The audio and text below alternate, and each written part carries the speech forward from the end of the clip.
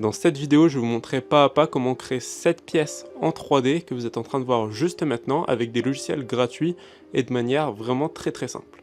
Donc le but, ça va être de vous apprendre d'abord à créer la pièce en 3D sur SketchUp Free, puis ensuite créer le rendu réaliste avec le logiciel Twinmotion, qui sont tous les deux des logiciels gratuits. Donc si vous êtes intéressé et que vous voulez apprendre à faire ce genre de choses, je vous laisse tout de suite me suivre pour créer cette petite pièce.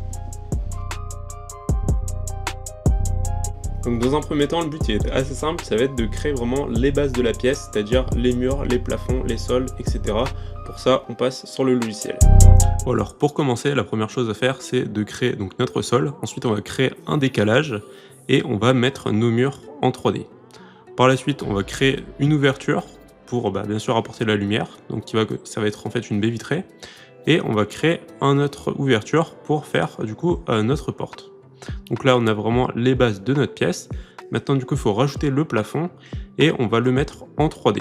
Donc pourquoi en 3D et pas en 2D? C'est que avec le logiciel de rendu Twinmotion, si on laisse les murs en 2D et les plafonds, on peut avoir quelques petits soucis si on exporte mal. Donc maintenant qu'on est comme ça, là, on va ajouter un plan de section pour pouvoir faire toutes nos modifications sans aucun problème et pouvoir donc garder le toit sans être embêté. Par la suite, on va ajouter un peu de couleur. Donc on va mettre des textures de base.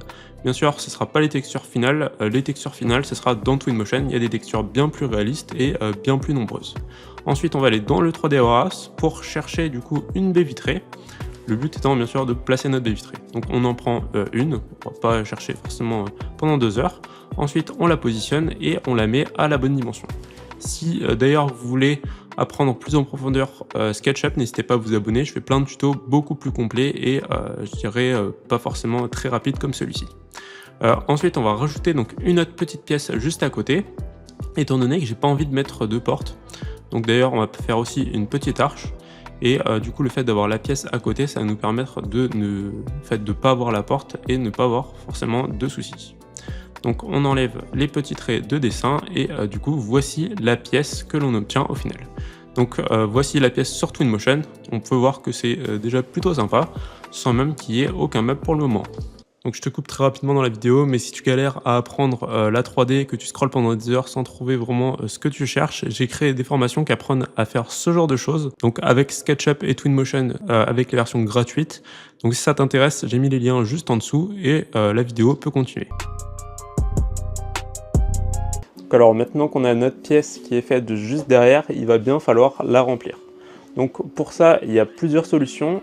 La première qu'on va voir, c'est comment ajouter des meubles avec le 3D Warehouse de SketchUp. Bon, alors pour commencer, on va mettre un canapé. Donc on va chercher en anglais, c'est beaucoup plus pratique, vous avez beaucoup plus de résultats si même vous cherchez en anglais ou en espagnol. Donc on va mettre un sofa. Donc on fait la même chose, on télécharge et on l'importe directement sur SketchUp. Derrière, on va venir le modifier, donc changer de place en fait. Donc pour ça, on fait une rotation, on le positionne donc là où on souhaite le garder au final. Et après, on va activer un tag. Donc ça, on va activer un tag, on crée un tag et on l'applique au canapé. Et donc ça va nous permettre en fait de faire disparaître le canapé. Donc il faut savoir que par exemple, un canapé, c'est un gros fichier pour SketchUp et surtout sur la version free. Du coup, en fait, on va mettre tous les différents fichiers de décoration dans un même tag que l'on va faire disparaître au fur et à mesure. Et comme ça, on va pouvoir continuer à modéliser le reste. Par exemple, ici, mettre la télé sans avoir aucun souci. Donc maintenant, c'est bien beau le 3D Warehouse. Mais si on veut quelque chose de très spécifique, comme par exemple ce meuble-là, on va pas forcément tout trouver dans le 3D Warehouse. Donc maintenant, je vais vous montrer comment créer un meuble sur mesure depuis le catalogue Ikea. Donc pour ça, on va se rendre directement sur le site d'Ikea. Là, on voit qu'il y a quand même pas mal de différents types de meubles. On va choisir le premier, le plus simple. Et on va essayer du coup de prendre les dimensions et de le reporter sur SketchUp. Donc on va d'abord créer un cube. Ensuite, on va créer un décalage pour le rendre vide. Et après, on va donc en faire un groupe qui va nous permettre en fait de pouvoir faire une porte dessus sans avoir de problème. Donc j'en parle dans notre vidéo sur SketchUp si jamais vous voulez plus de détails. Et ensuite, on va regrouper tout ça en un seul même bloc et qui va être un composant au final. Donc là, on fait quelques petits ajustements. Par la suite, on donne un peu de texture. Et pour finir, on va du coup créer un composant global que l'on va pouvoir déplacer. Bon, une fois qu'on en est là, on a déjà bien avancé. Donc on a déjà au moins une base en 3D. Maintenant, c'est pas forcément très réaliste et on va voir justement comment créer vraiment un rendu réaliste à partir de ça. Donc on passe tout de suite sur Twinmotion. Donc juste avant de passer sur Twinmotion, je me suis rendu compte que j'avais oublié d'ajouter des plaintes pour l'intérieur. Donc je vais y ajouter rapidement ces petites plaintes qui permettent de donner un peu plus de réalisme.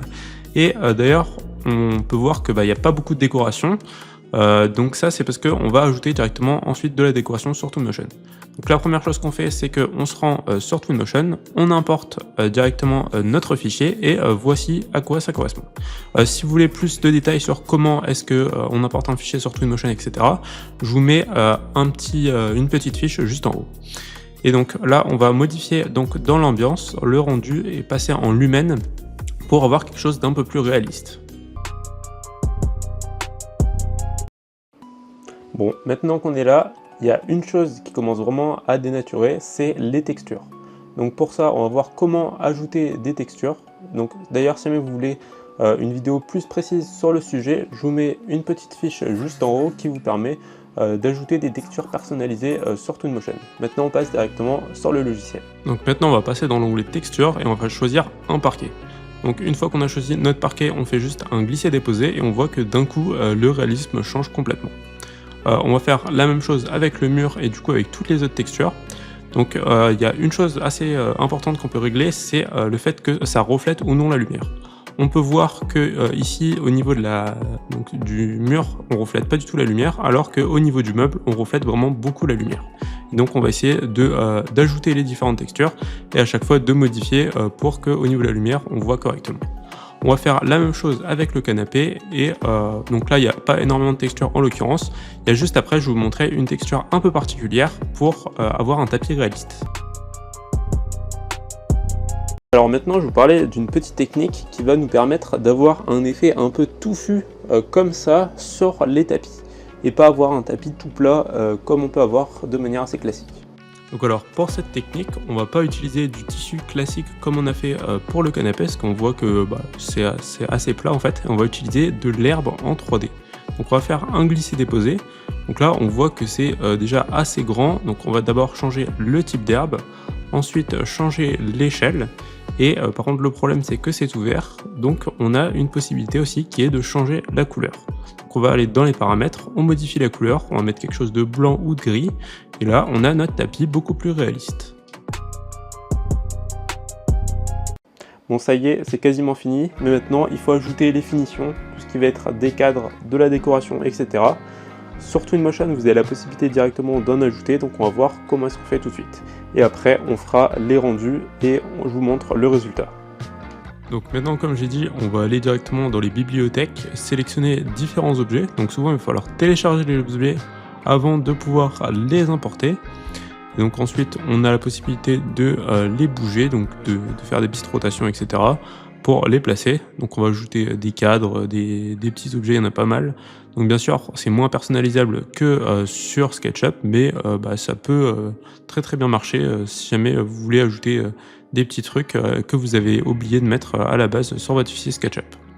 Une fois qu'on a fait ça, on va pouvoir passer au rendu. L'objectif, ça va être donc de faire un petit rendu au niveau vidéo et photo, donc pour pouvoir exporter. Donc pour ça, c'est assez simple, on sélectionne donc les différentes images clés que l'on souhaite ajouter à notre vidéo. On sélectionne donc la durée de la vidéo, ainsi que tout ce qui va être focal, etc. Donc au niveau on a quelques paramètres à régler. J'ai des vidéos plus pointues sur le sujet, et maintenant on peut voir tout de suite le résultat.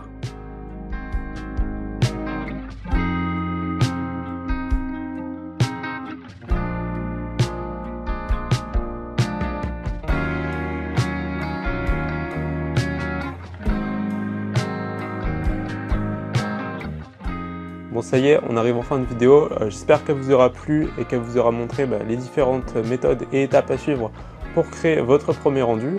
Donc si jamais vous voulez aller plus loin, il y a les liens dans la description pour mes formations. Et si jamais vous voulez d'autres tutos gratuits, n'hésitez pas à vous abonner à la chaîne, à lâcher un petit like et un petit commentaire, ça fait toujours plaisir. Et on se retrouve dans les prochaines vidéos. Salut!